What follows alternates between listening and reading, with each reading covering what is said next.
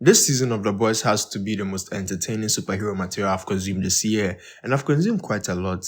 As you know, The Boys isn't like your average superhero show, so I wouldn't want to reiterate on the fact. And in the usual Boys fashion, it had me going WTF at almost every episode. 5 minutes to make your opening statement. This season had a lot of cameos, which was really fun, like, hey look, it's Charlize Theron. And they threw shade on certain celebrities, which was also quite funny. The show had a weekly release, which kind of works for it in a way, but I personally prefer to binge it. Nonetheless, watching it weekly can also help you enjoy and follow the trends on social media, which is also kind of fun. So, what about the third season did I like so much? Honestly, The Boys is an enjoyable show to watch overall, once you get into it. But in a way, season 3 felt a bit less serious than the previous seasons. It felt more fun, for lack of a better term. Let me explain. Spoiler warning from here on out. Coming up from the Stormfront saga, this season follows the introduction of Soldier Boy as the new person of interest. Butcher is working as a contractor for Newman's Bureau of Superhero Affairs, trying his possible best to apprehend problematic superheroes, while Huey acts as a liaison. They were then given a lead that there's a weapon out there that could kill Homelander. So, they head to Russia to investigate the weapon, which is supposedly the weapon that killed Soldier Boy in 1984. Hopefully, they could secure it and use it against Homelander. And surprise, surprise, our weapon is none other than freaking Soldier Boy. Soldier Boy is played by Jensen Ackles, which is freaking amazing. Bruh, did you hear how deep his voice is? Amazing.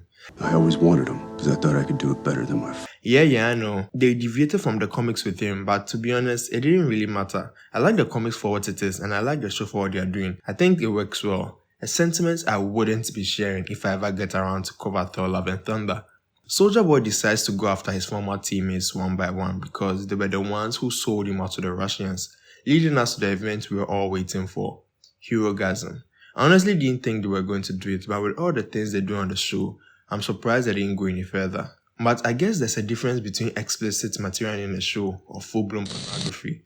It wasn't as bad as the comics, of course, but they did get away with as much as they could, and I gotta say, I respect it. This episode ended with a blast, pitting Butcher, Huey, and Soldier Boy against Homelander, which was awesome. It was really funny and cathartic to see Homelander getting his ass handed to him. And if you have been watching the show from the beginning, this part is the part you've been waiting for. Homelander getting his ass handed to him. Okay, so you'll be wondering how exactly this happened, right? Let me explain. So, Butcher had been doping on some compound V, but a temporary version called Temp V. It does have its side effects, but it does grant you superpowers temporarily. And with this, he and Huey were able to survive multiple encounters with Soups. Huey had the power to teleport himself, well, with the exception of his clothes, which is most often an inconvenience. Butcher, however, got a power similar to Homelander. Laser vision, invulnerability, you name it. So, seeing Homelander's utter confusion when he saw Butcher with powers was pure gold. But with the excitement that happened this season, they did well to develop the characters even further. Homelander in this season was a bit weird for me personally. Not to say he isn't a weird guy, but previously he had this thing about him that made him scary. He was unhinged, unpredictable. But now I just feel sorry for the guy. He sucks at controlling everything in his life because he never had control before. And when things don't go his way, he breaks like a kid. No self-control, no resilience. It's really sad to tell the truth. Butcher on the other hand was probably worse. He was falling into the darkness, into his mission.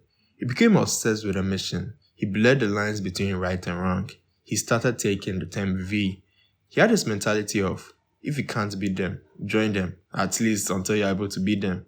Which was a bit hypocritical on his part, because the reason they do what they do was for the sole purpose that nobody should have that much power. But he threw away his morals all for the sake of his endgame. To him, it didn't matter how he did it as long as it got done. Fortunately or unfortunately, he got trapped in a nightmare by one of the Soups when he was hunting with Soldier Boy, which put him in a trance, making him relive his past. He had become the man he hated, the man who caused his brother to take his life. So, after being saved by Huey, it seemed he came back to his senses, at least a little bit.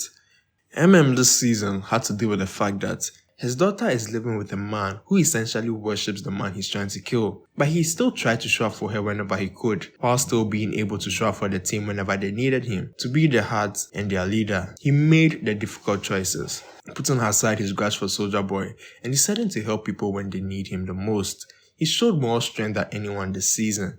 Kimiko came to an epiphany after losing her powers and almost dying that The powers didn't make her a monster. They might have brought out her worst parts, but she decides who she wants to be by how she uses her powers. And that reminds me, she had like a sort of musical thing going on in her mind, which was kind of funny. Frenchie, however, was tired. Tired of being used like a lapdog all his life.